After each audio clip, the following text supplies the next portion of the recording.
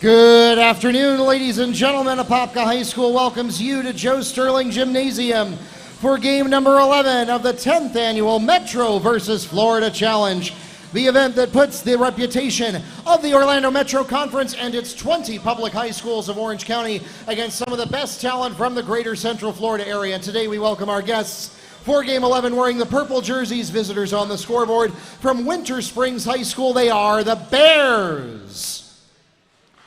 And wearing the white jerseys, home on the scoreboard representing the Orlando Metro Conference from Cypress Creek High School, they also are the Bears. Let's meet the teams, beginning with our guests from Winter Springs, and we'll start with senior number 2, Carlos Mikhail. Junior number 5, Adam Leibowitz. Senior number 11, Eli Guzman. Senior number 21, Mark Moshir. And senior number 23, Connor Combs. The head coach of the Bears in his 7th year at Winter Springs, Will Bakanowski. And now let's meet the Cypress Creek Bears, starting at point guard with 5'9" senior number 1, Gabriel Benitez. At shooting guard, 5'10" senior number 10, Jesus Rodriguez. At center, 6'3" junior number 11, Jaden Matthew. At small forward, 6'1" senior number 23, Brandon Rivas. And finally for the Bears at guard, 6' junior number 24, Ethan Williams Jr. The head coach of Cypress Creek in his first year, Mr. Joe Roy. The officials for today's game are from the Central Florida Officials Association here in Orlando. Today's game, like all of our games at the Metro versus Florida Challenge, is being live streamed on our YouTube channel. If you have friends and family back in Orlando, back in Winter Springs, or anywhere else in the world and they would like to tune in, just invite them to search for Metro versus Florida Challenge on the YouTube app on their favorite computer, mobile device, or smart TV. Or they can also search for MetroVSFL.com for direct links to all of our videos and live stats. Again, MetroVSFL.com. Hey, somebody just tripped on that again. I got no video. Give me any shot other than 2. Go back and see that little black box. I need that little black box. I need a blue light on the little black box.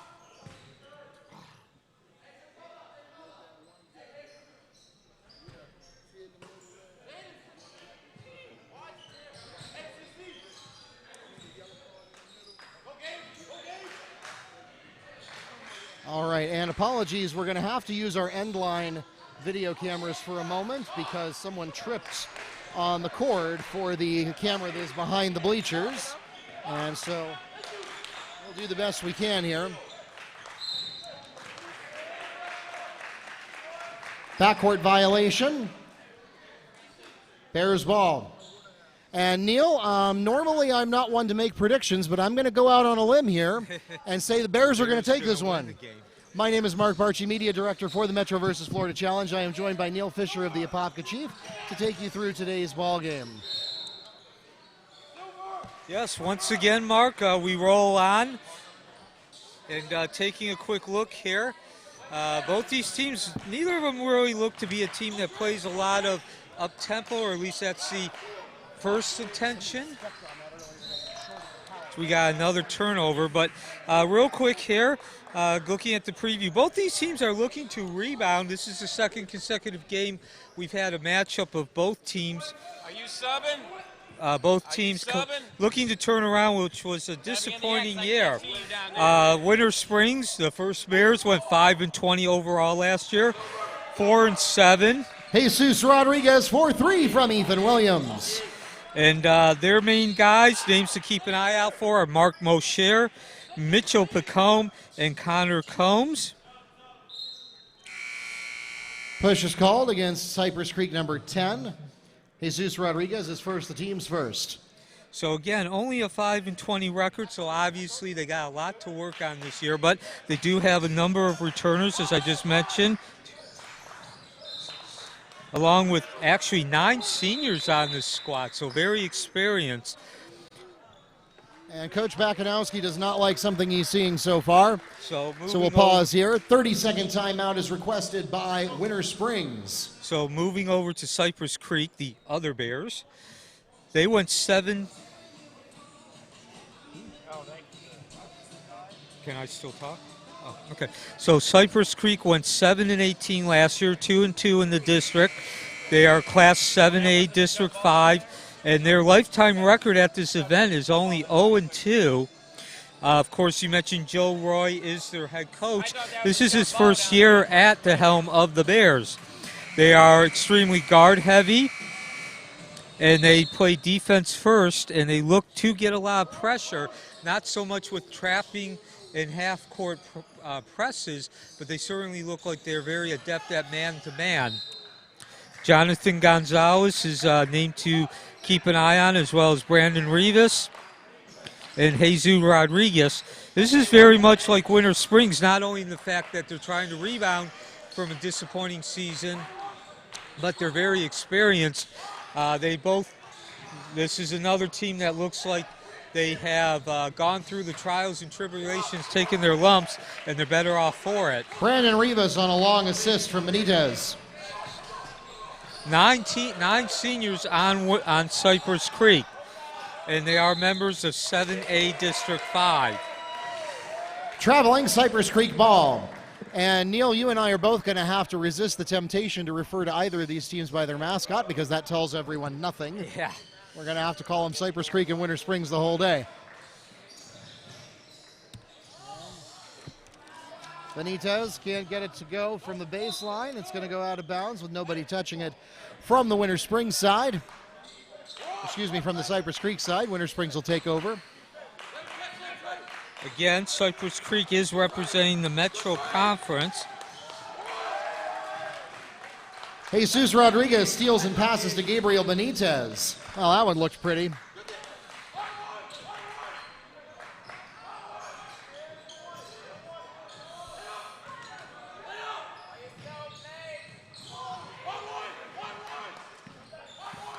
Unable to get anything done in transition off of that turnover.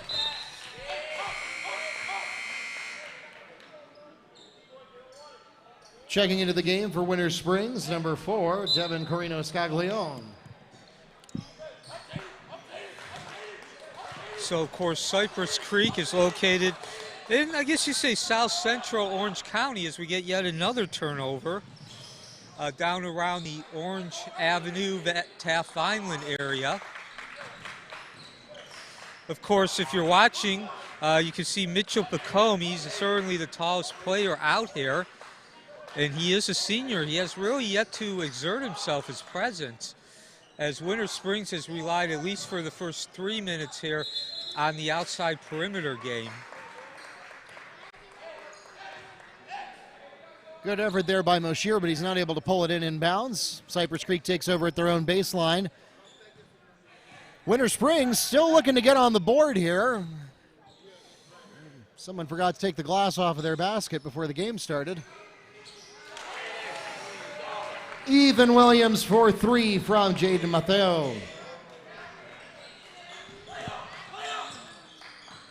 And another turnover here.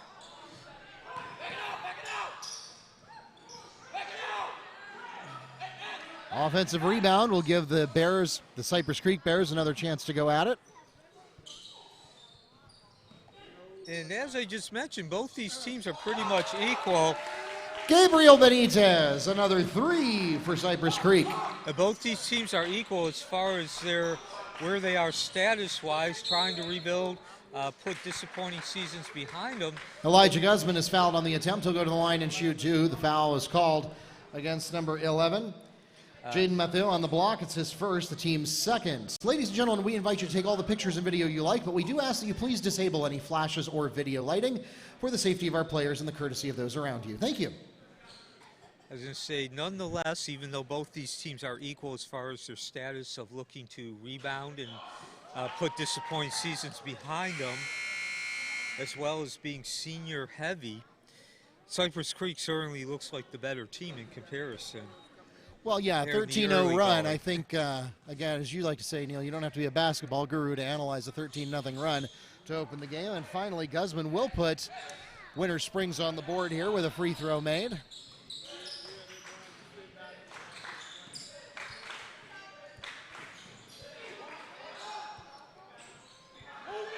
Williams for three. Rebound goes to Combs.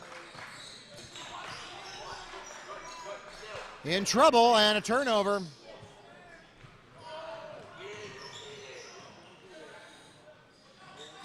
And one good turnover deserves another. We'll go the other way. To the paint. Shots, and the short jumper isn't going to fall. Rebound goes to the Cypress Creek, Ethan Williams. On the other side, corner shot from Benitez, not there. As described, this pace so far is fairly crisp. Both teams here have taken their opportunities for transition when arising. And Plumlee there, Pacombe, doing a nice job of getting his hand on the ball there for Winter Springs and keeping the offensive rebound alive. Block is called against Cypress Creek's number 11, Jade Mathieu. That is his second personal foul, the team's third, and we'll have Pacombe at the line to shoot two after we return from a 30-second timeout requested by Cypress Creek. We'll be right back.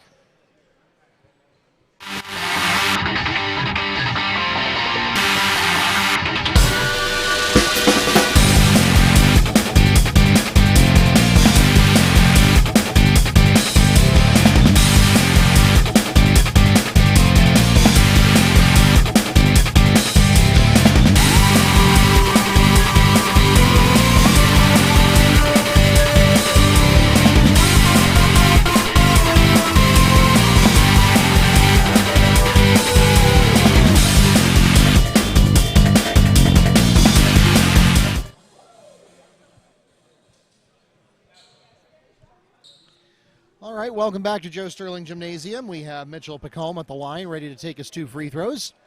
And so far,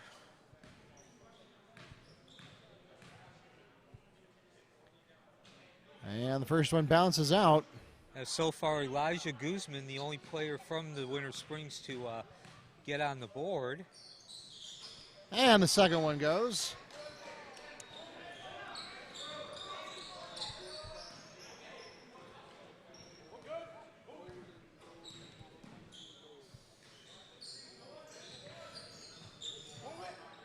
Rivas tries to drive the paint. Two hots. Rebound goes to Thompson, who snuck in during the timeout. Looked like there was some contact there, but no call. Williams gets the rebound. In transition, it's Jesus Rodriguez on the layup. Yeah, and again, I mentioned at the beginning, these teams really do not look like, by their makeup, looking at the roster, that first and foremost pressure is their weapon. But Cypress Creek certainly has made its living here in the early going doing just that.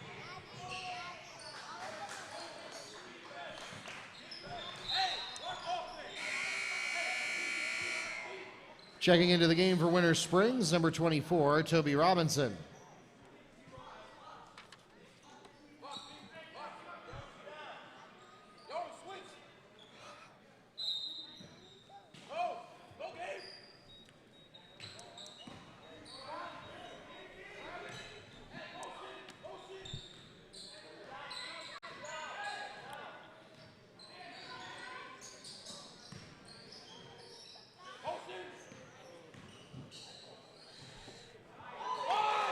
Gabriel Benitez picks up two for Cypress Creek. So again, another up-tempo basket. Check camera two. The block backs again.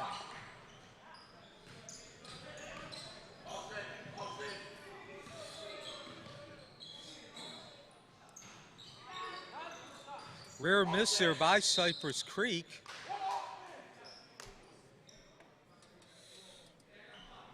And again, somebody has stepped on our main camera feed, so we're going to use the end line cameras until we can get it back.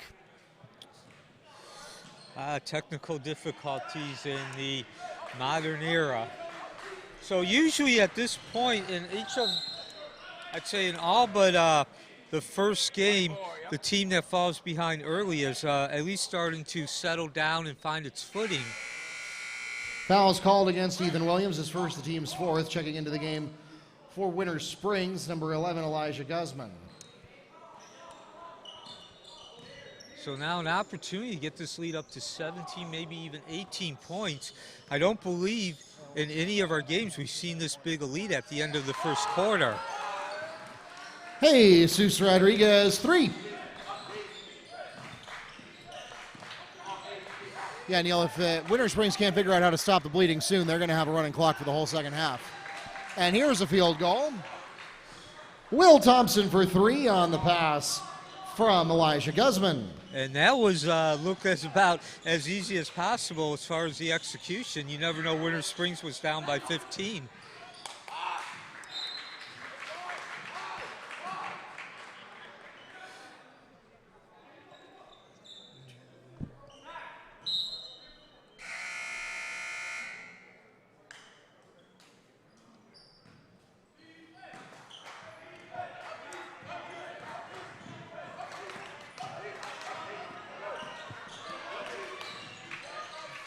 An opportunity here for Winter Springs to get 2 consecutive baskets for the first time.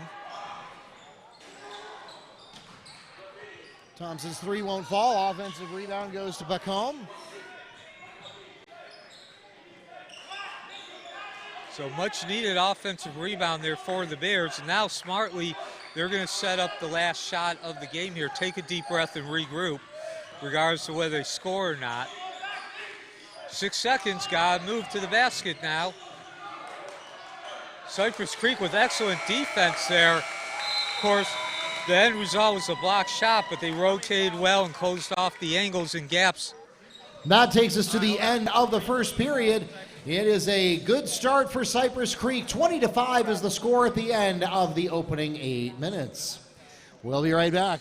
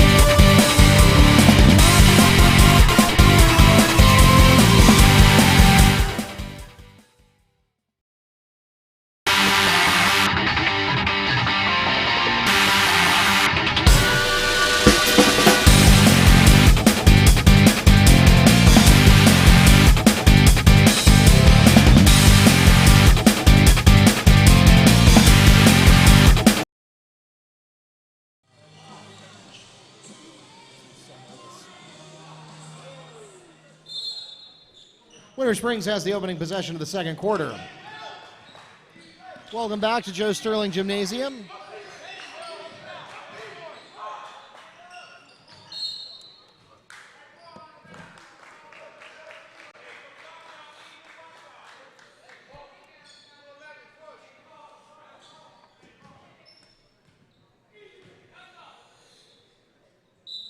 Push is called against Winter Springs, number 11. Elijah Guzman is second, the team's second. Third, excuse me. And Mark, pretty much like the scoreboard tells you about, as disastrous a start as possible for Winter Springs looking at the statistics. Not only are they shooting 8%, 1 of 13 from the field, but they've turned the ball over 8 times. On the other hand, Cypress Creek is 44%, 8 of 18. So again, I'd say an average amount there, but when you're shooting, your opponent's shooting 8%, 44 looks like all-star caliber. Pacombe gets a pretty good take there, but it still won't fall. And to Cypress Creek's credit, they've only turned the ball over 5 times. Foul is called against number 11, Elijah Guzman, is third, the team's third, or make it the fourth. Checking into the game for Winter Springs, number 23, Connor Combs. So again, 5 turnovers is about average. Nothing spectacular, but it is still an advantage when compared to 5 to 8 that Winter Springs has. Winter Springs does actually have the advantage in rebounding, 14-7, doubling up. So again, Putback is made by Brandon Rivas. so even though they do have the advantage, it comes back to that low percentage, 8%, about as ice cold as possible. Out of bounds, Cypress Creek ball.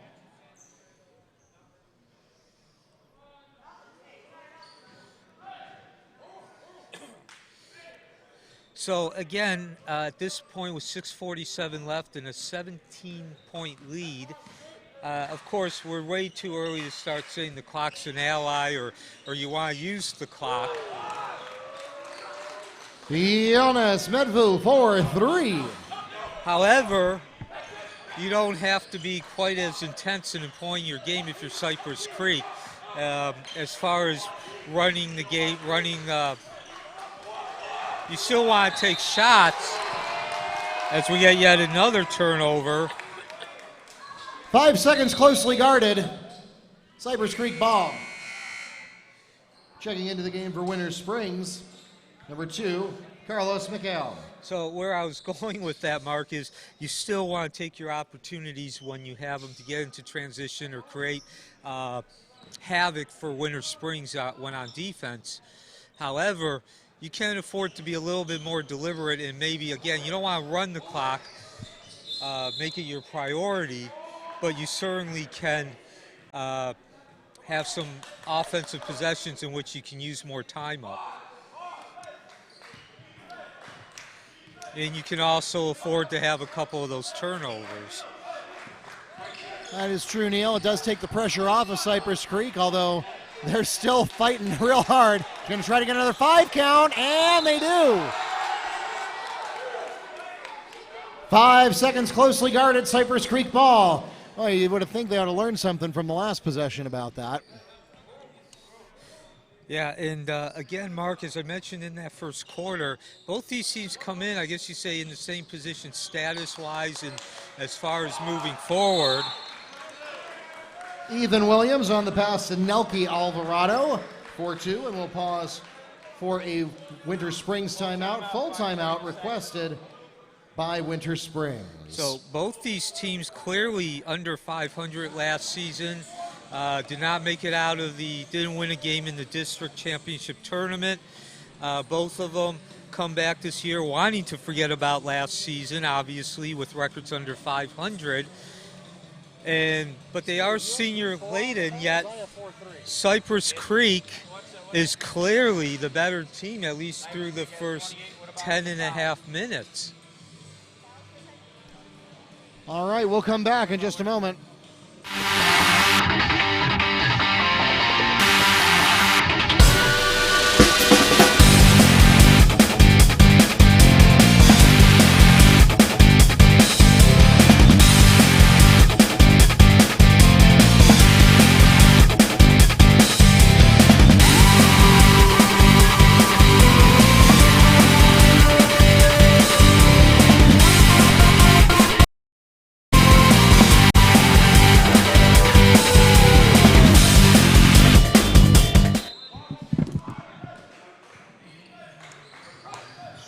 All right, welcome back to live action.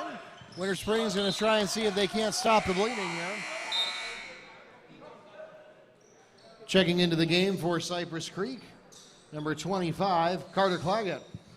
So again, Mark, I know I just mentioned the couple of stats here, but I just, again, got to re-emphasize it. It's been a slight change, but nonetheless, the trend still continues. Winter Spring is ice cold from the floor as possible, 1 of 15 at 7%. And of course, that's going to drop a little bit more there with that miss. Cypress Creek, 11 of 23, 48. They've gone up from 44 at the break between the quarters. Turnovers are now 11 for Winter Springs, only 6 for Cypress Creek. Mark Moshir picks up 2 for the Winter Springs Bears. That was a good take there. Yeah, one of the rare good possessions for Winter Springs in terms of execution.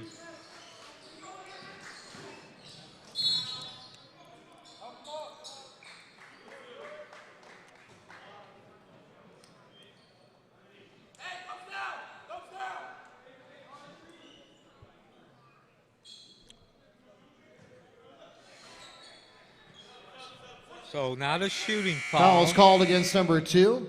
Carlos Mikhail is first, the team's 4th. Checking into the game for Winter Springs, number 11, Elijah Guzman.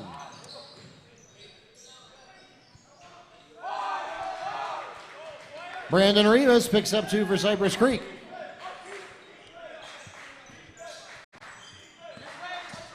So the couple of possessions in which Winter Springs did score, they got Cypress Creek answered fairly convincingly.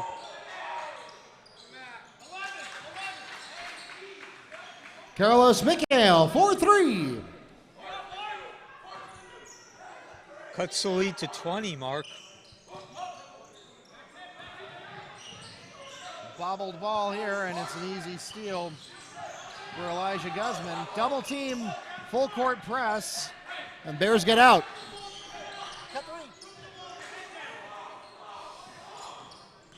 Again, good idea there. Driving to the basket, had an open angle in the baseline, but was not in the right, did not use the right technique. Was leaning down, had the head down when the ball was released. So now again, you're seeing Cypress Creek. Again, you're not really trying to take time off the clock, but you can be more deliberate in running your offense. 3.5 minutes left here.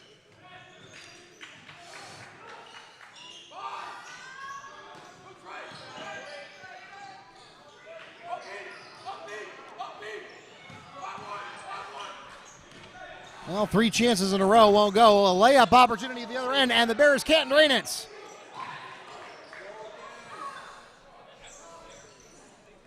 And you just heard Coach Pacombe say, well, the effort's there. Just can't seem to get the results.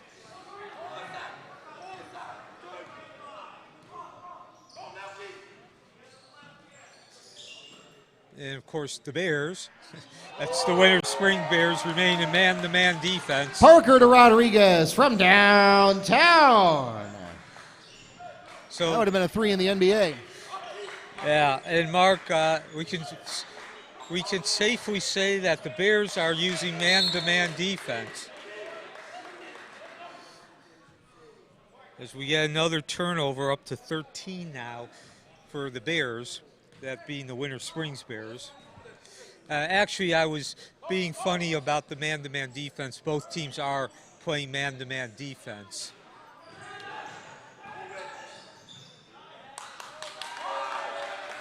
Rodriguez to Claggett for 2. So while we got 2 minutes before halftime, this is the Metro versus Florida Challenge. What it is the Metro Conference is made up of all the teams, public high schools in Orange County, and in each game there's one Metro team taking on a team not from the Metro Conference, or if you prefer the Florida contingency, at the end of... Have a seat, please. Have a seat, please. Hey, I can't, hey. Hey, number 1. Number 1, I need you to sit down. So all right, so what do we got? I was blocked. Okay.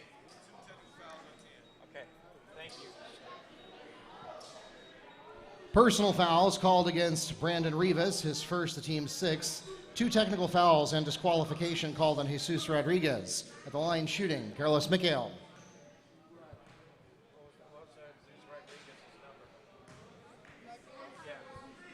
And so at the end of the 23 games in 3 days, we will add up which side, Metro Conference or Florida contingency, has the most victories. So far, it's a 7-3 lead for Florida. A bit of surprise, at least based on history, as the technical free throws are shot here. The Florida contingency has only won twice. Metro Conference has won 7. Yeah, 35-11.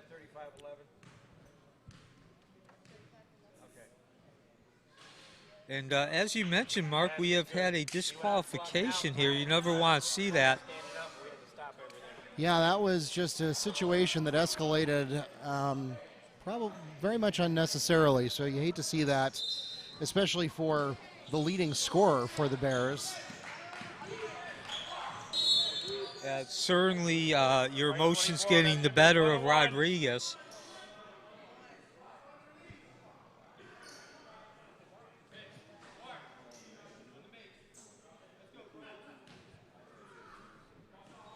Rodriguez was DQ'd.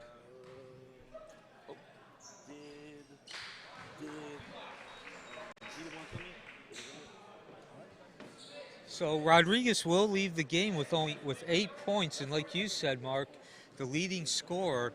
Again, this is not so much from a overall standpoint, and of course, high school basketball, really any sport's supposed to be about learning to show good sportsmanship. But from a strategical standpoint, if you're going to have a DQ, you at least want to do it when you have a 20-plus point lead and your team's been playing as well as the Bears. Oh, that's true, but that Cypress Creek Bears. That's true, but that disqualification will carry over to the next regular season game for Cypress Creek. Yeah, and that's where it really hurts them strategically, and as far as just being able to become a better team. Foul's called against number 12, Derek Rodriguez. His first, the line shooting bonus, Michelle Pacombe. And you saw that the personal foul plus the 2 technical fouls in a row catapulted Winter Springs into bonus. And so that's where they've gotten their last couple of points from.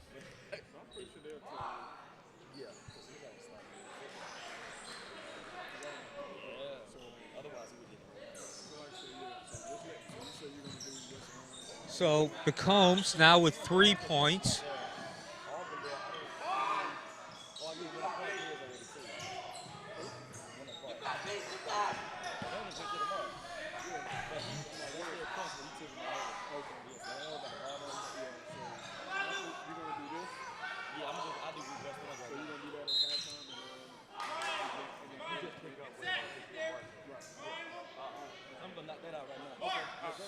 So, and I believe this is the first possession for Winter Springs in which we've had successive offensive rebounds and more than one shot.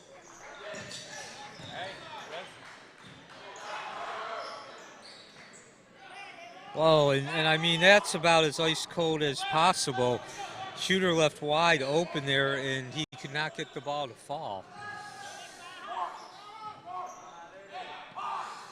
So under 1 minute here, a 19-point lead for Cypress Creek.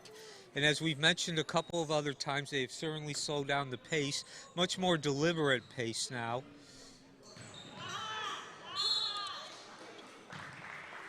Brandon Rivas fouled on the attempt. He'll go to the line and shoot 2 for Cypress Creek. Foul is called against number 12 of Winter Springs. That's Mitchell Pacombe's first personal foul, the team's 5th. So not only has the pace become much more deliberate, but I think it's important to point out that the pace is also much more intentional. They're looking for the best shot possible, not just a good shot.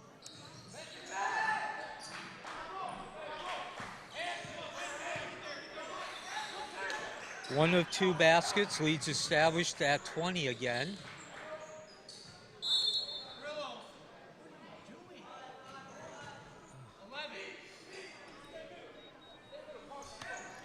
.2 seconds left in the half.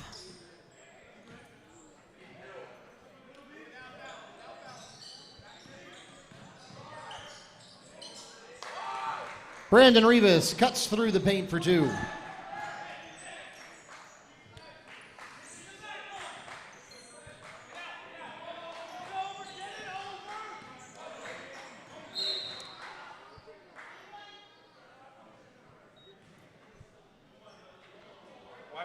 Foul's called against number 1, Gabriel Benitez. His first, the team's 9th at the line, shooting 1-on-1 bonus, Mitchell Pacombe.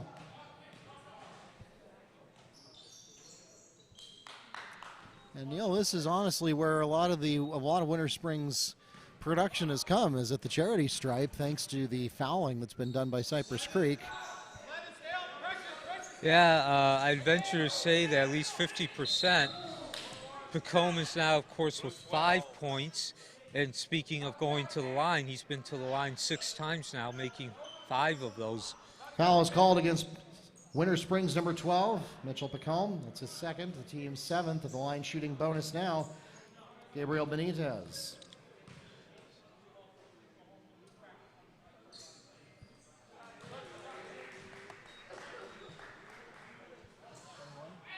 Is that one at the line?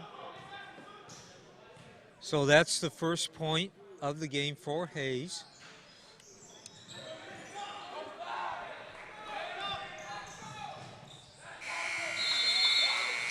Pacombe to Guzman at the buzzer, and that will take us to the end of the first half, and it is a 19-point ball game. Cypress Creek leads Winter Springs 39-20 at intermission here in Game 11 of the 10th Annual Metro versus Florida Challenge. We'll be back in a few minutes.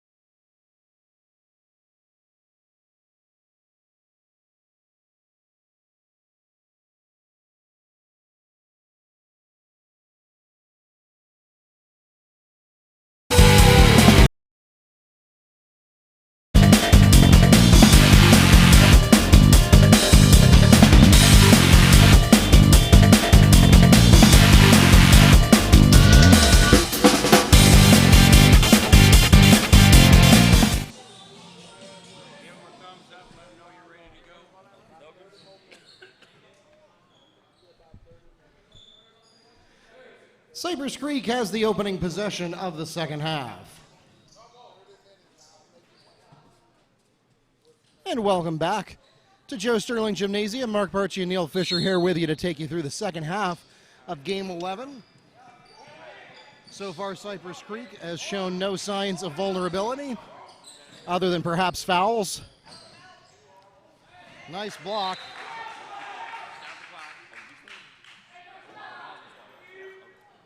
Toby Robinson gets that one slapped out of bounds.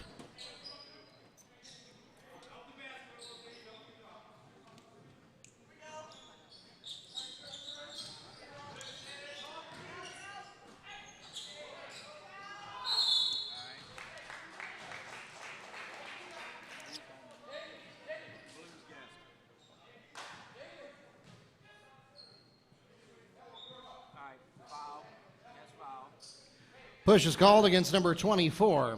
Toby Robinson is first, the team's first. At the line shooting 2 for Cypress Creek is Brandon Rivas.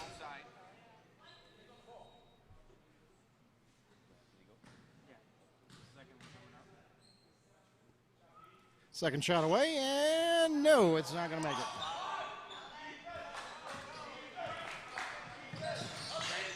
Thompson on the rebound.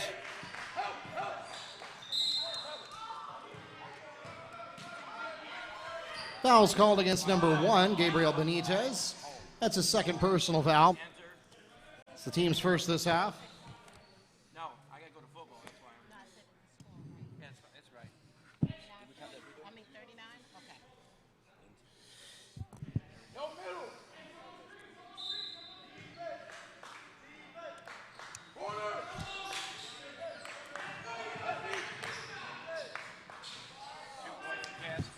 Mark Moshir drives the paint for 2.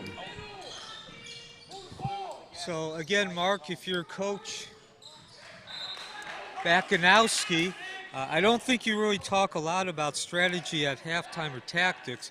His team just did not look ready to play, and clearly the statistics reflected that. Again, don't have the specific statistics, but as I mentioned, Winter Spring shot 1 of 15 in the first quarter for only 7%, and that number actually dropped a little bit during that second quarter. Cypress Creek started off at the end of the first quarter. They were 8 of 18 at 44%. That actually went up a little bit in that second half. So, you know, again, you don't have to be the proverbial basketball guru to understand when you're shooting less than 10%, you got problems. Out of bounds, Bears ball.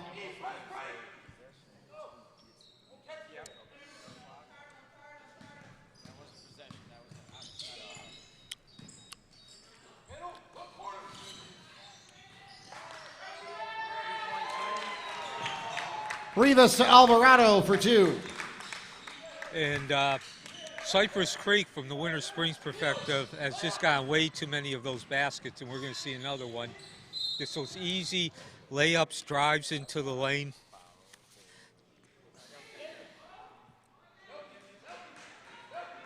Brandon Rivas fouled on the attempt. He'll be at the line shooting 2. The foul is called against number 12, Mitchell Pacombe. That's his third personal foul, and the team's second.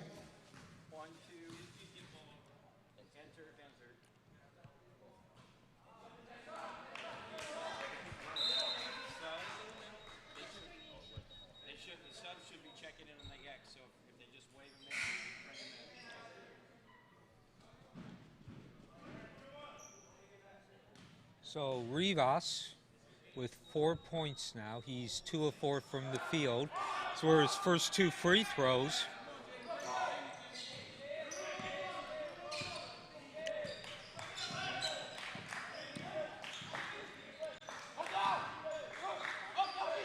Both teams have gone man-to-man the entire game. And yet another turnover. Rivas on the steal and not able to cash it in. But an offensive rebound goes to the Bears.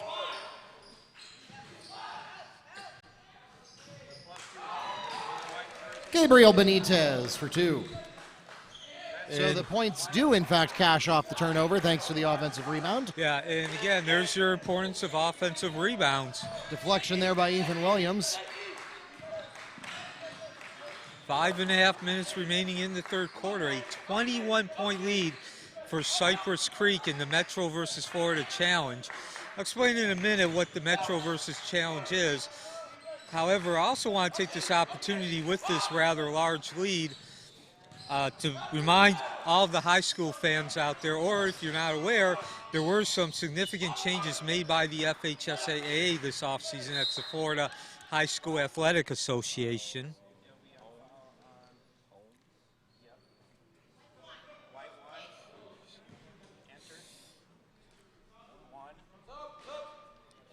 Fouls called against number 1. Gabriel Benitez, his third personal foul. The team's second this half. Checking into the game for Cypress Creek, Marquise Parker. So first off, the FHSAA reduced the amount of classifications from 9 to 7, which also means you're going to have larger districts. Most of the districts in the last 5-6 years have been 4 or 5 teams. We're going to see at least 7 in each district. Some might even have as many as 9. Foul is called against number 24. Toby Robinson, his second personal foul. The team's third. And of course, the other change is in the playoff format. Now, in the past, the first and second place teams have always earned a berth into the FHSAA postseason tournament, or if you prefer, the playoffs. And basically, that also means that the 2 teams that make it to the finals of their district championship tournament advance. However, this time we have a difference in the last 4 teams that are going to qualify, as we get a foul here. Foul is called against number 3. Nelky Alvarado on the block, his first, the team's third. So and those last 4 teams that qualify in each region are done so of a wild card nature, and the first 4 teams are actually the district champions. There are 4 districts in each of the 4 regions across the state. So the moral of the story there, Neil, is that all these games count. Yes. As Ethan Williams picks up 2. One of the things we used to always talk about at the Metro versus Florida Challenge is that none of these are district games. So therefore, it's a good opportunity early in the season with a game that doesn't, I mean, yes, it counts on the record, but it wasn't really an important game toward the postseason because by very definition, you're not going to set up a game that we're going to see later in the season anyway when Scott Williams sets up this tournament, as we get a foul called here against number 2, Marquise Parker. That's his first personal and the team's fourth, and checking in for the Winter Springs Bears, Mark Moshir. However, now that we've had the change in the format, all of these games absolutely do count, and some of these games are against opponents. Of course, they don't have a value yet because it's the beginning of the season, but these are expected to be high-value opponents. Win or lose, you're going to probably do well in your points calculation for having played these games. We don't completely understand the Mex Preps formula because it's proprietary, but we have a pretty good idea that it's similar to the FHSAA's RPI system for football, where it's your own win-loss records and the win-loss records of your opponents and your opponents' opponents, who are largely factoring into how those points factor into your score, as Ethan Williams picks up a basket for Cypress Creek. We'll go to the other end, see if we can get a free fall for Pacombe. That basically, to put it in short, means that strength of schedule is a major component. Pacombe gets his own putback for 2. And a couple of the teams that come to mind just off the top of my head here that played on Wednesday who would really up your strength of schedule is Seminole and Apopka. Of course, Apopka is the host team. Both those teams come into this event off 21 seasons.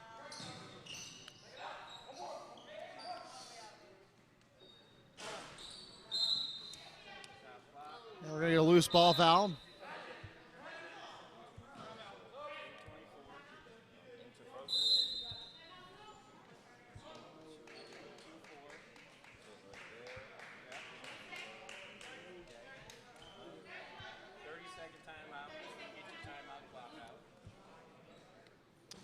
The push is called against number 24, Toby Robinson. That's his third personal foul. The team's third this half, and we'll pause for a timeout. 30-second timeout requested by Winter Springs.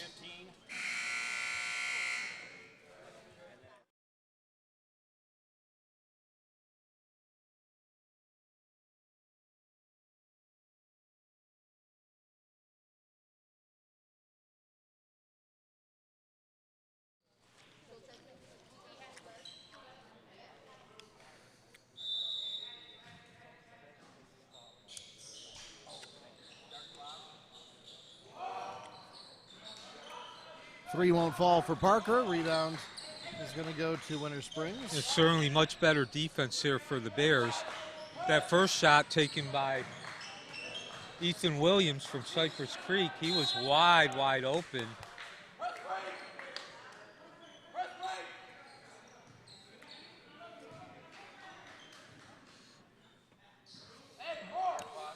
So 2.5 minutes left here in the third quarter. The lead has now grown to 25.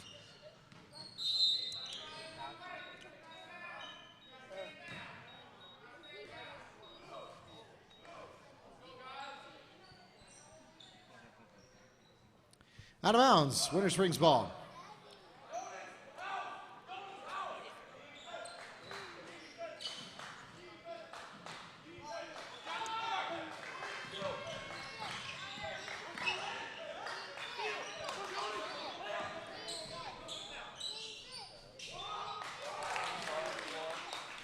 Medfu to Parker for two. So now Winter Springs has over 20 turnovers. And just way too easy if you're Winter Springs as far as Cypress Creek. Now he gained the turnover, but transitioning and scoring on transition. Traveling Bears ball.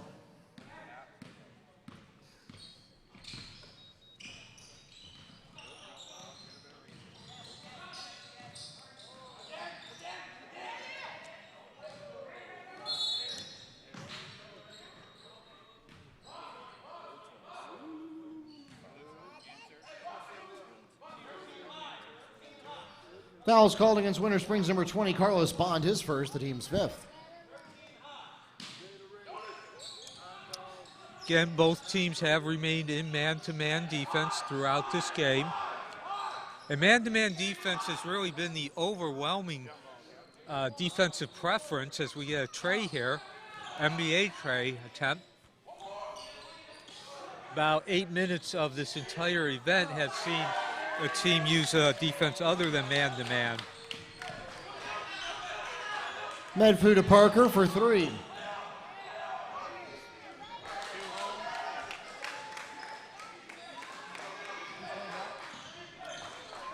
Parker picks up three now.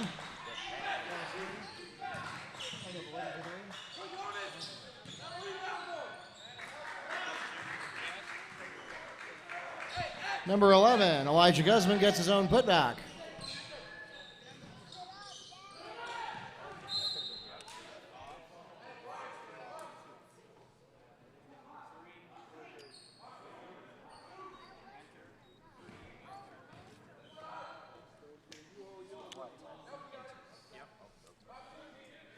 Foul called against number 3, Jaden Polanco, his first. And Mark here, as we get under a minute, I don't think I'm really saying anything that's a shock, but as someone who's sitting courtside here, certainly probably looks even more so. Winter Springs has had moments where they've really looked like they were into the game mentally and hustling. Rivas is fouled on the putback attempt. He'll go to the line and shoot two. The foul is called against number 11, Elijah Guzman. That's his fourth personal foul, and the team's seventh. But Cypress Creek has, for the most part, really dominated the hustle and the just looking like they had their focus. And again, I don't mean that not to say that Winter Springs isn't trying, but it just looks like they're not focused in the sense of remembering what the game plan is. They're making a lot of mental mistakes. You've seen several turnovers here in the last couple of minutes. Those were all set up because they passed to the wrong area of the court. Mistakes of those kind.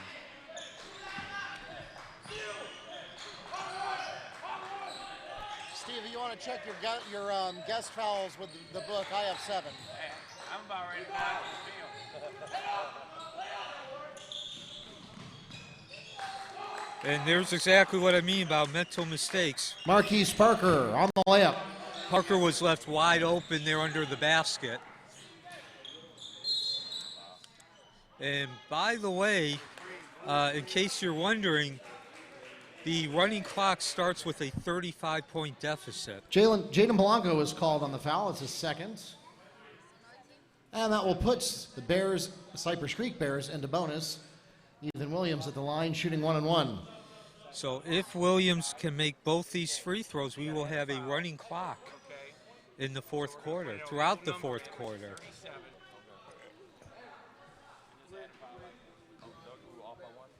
No, we're not off by what, 7-5 now? Start, 5.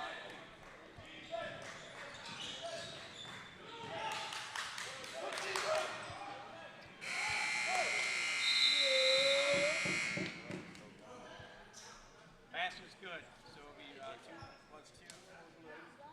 Who got the last basket? Okay. Now go to period. I know, but who got it? Period.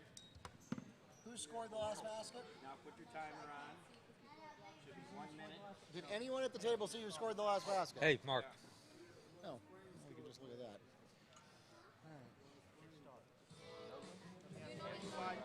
We're going to watch it on the replay here. And after they inbound the ball, that's when you change that position that way in the possession. Here, we're going to watch it right in. 11. It was 11. It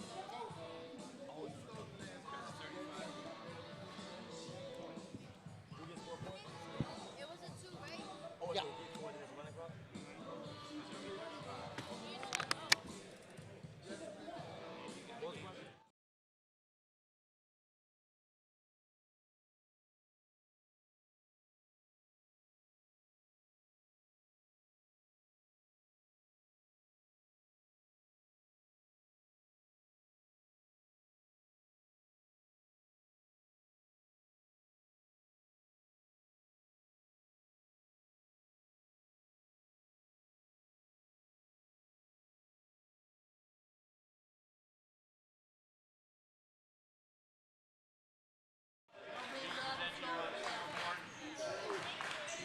All right, welcome back to Joe Sterling Gymnasium for the last 8 minutes of Game 11.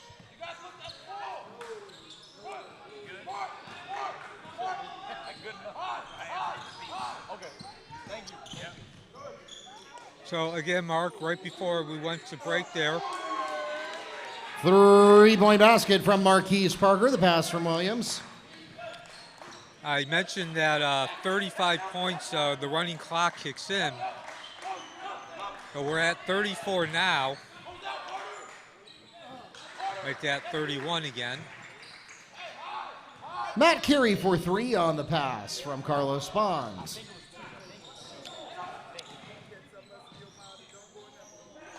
That was a 3. That was a 3. Oh, 2, sorry.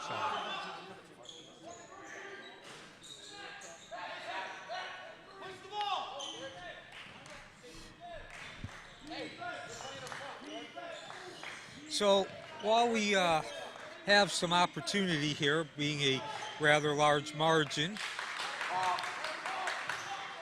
Will Thompson picks up 2 for Winter Springs. the Metro versus Florida Challenge, this is the 10th annual event. It was started by Scott Williams, who's now the coach of Apopka High School. Nelky Alvarado for 3 on the pass from Williams. 10 years ago, when Coach Williams started this event, he was the coach of Wekiva, so it was played then. Of course, since then, he has moved over to Apopka and really established Apopka as a state power. They were ranked number 1 in Class 9A for almost all of last season. And the event moved with them.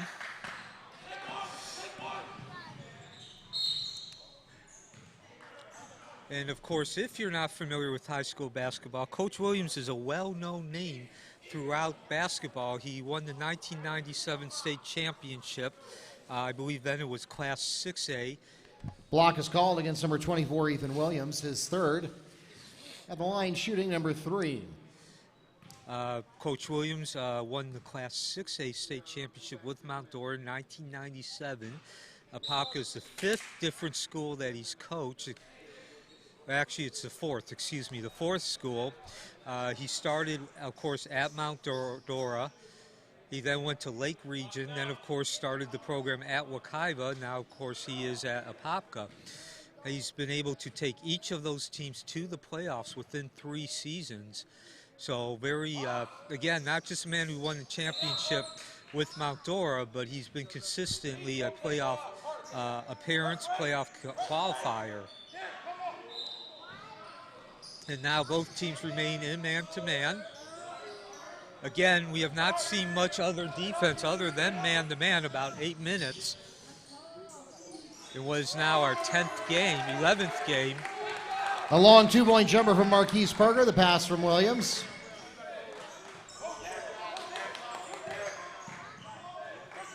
Ethan Williams up to 5 assists so far. He's doing a great job putting men in the right place.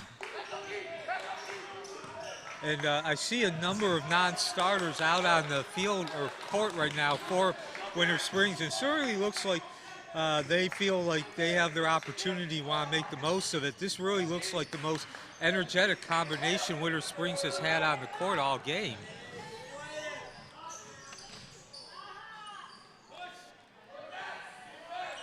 Again, the movement is just much more crisp. I don't mean necessarily to say that the starters for Winter Springs came out here and weren't trying, but just the movement seems much, much more crisp with this unit. They need him. Okay.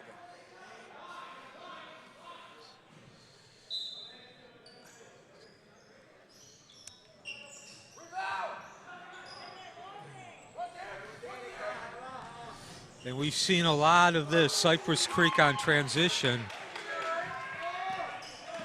Marquise Parker to Derek Rodriguez.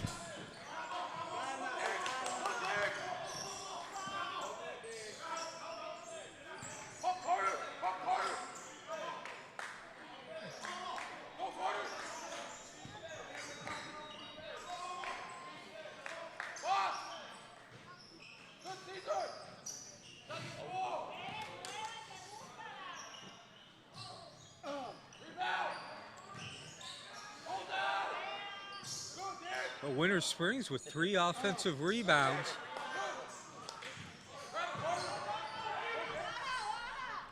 Again, I believe that's only the second time today that we've seen Winter Springs pull down multiple offensive rebounds on the same possession.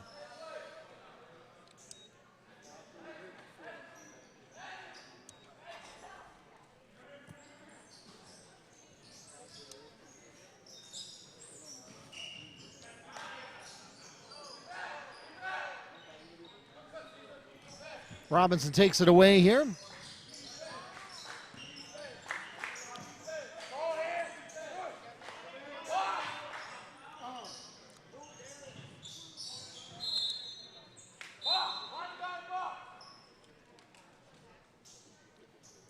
And we're going to clear the court. Winter Springs subs everybody for everybody else.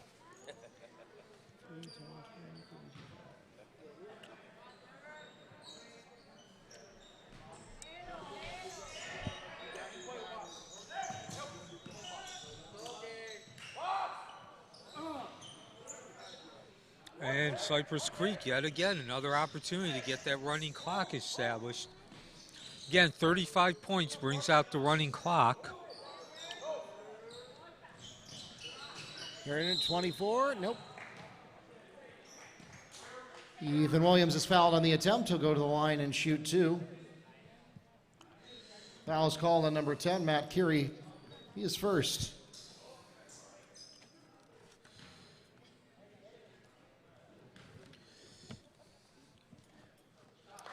And he does hit it, so that means when the clock restarts, it will not stop again for the rest of the game. Did you hear that, Mark? Yep. So even if they get it below there, Doesn't go back. okay.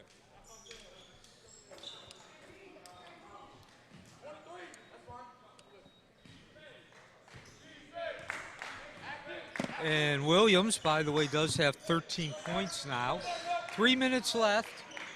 Again, a running clock. The only time you would stop it is for a called timeout or an injury. Okay. Hopefully neither of those happen.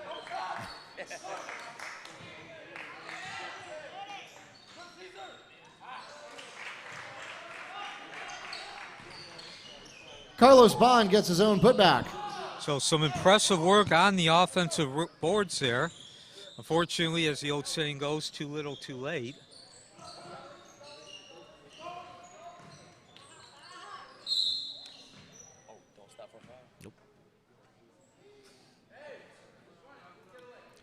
Parker's fouled on the attempt. He'll go to the line and shoot two. The foul is called against Winter Springs number 10, Matt Curie. That's his second. And by the way, both teams will be shooting free throws the rest of the way, although obviously with the running clock, there is not many opportunities. Probably say we might get one more opportunity.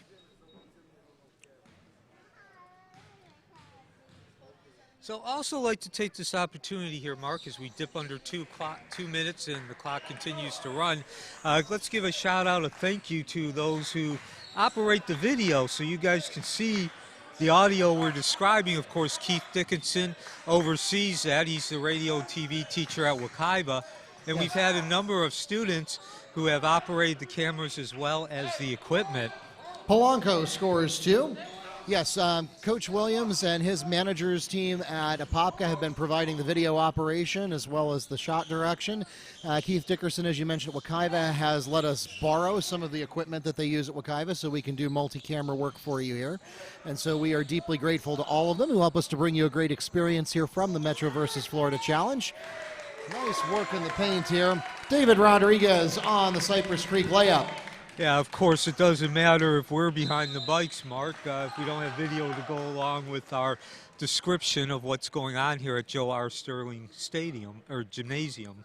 And we're actually going to get some interesting conflicts coming up later tonight as Apopka hosts a state semifinal in football at the same time that we are continuing to host the Metro versus Florida Challenge. So we'll have a lot of activity going on all over campus, and parking certainly will be a challenge, but not for those of you listening to us online. No, sit back and enjoy a Friday night of high school basketball, wall-to-wall high school basketball. Derek Rodriguez for 3 on the pass from Carter Claggett. So in terms of the amount, this is pretty much the equivalent of the NCAA basketball tournament. It's nonstop for about 12 hours. Would like to point up, too, as we are getting ready to sign off here, 15 seconds left, Apopka football is going for their 4th state championship.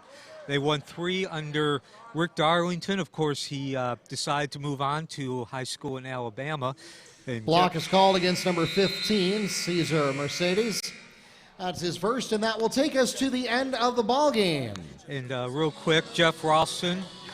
Jeff Ralston took over from Coach Darlington. He's continued that series of excellence. Ladies and gentlemen, we thank you so much for coming out to support your Bears and your other Bears here at the Game 11 of the Metro versus Florida Challenge. For those of you listening online, thanks for tuning in to the Metro versus Florida Challenge YouTube channel. Don't go anywhere. We've got more basketball action coming your way. Game number 12 is scheduled to start at 3:30, and we're going to try to get pretty close to that here.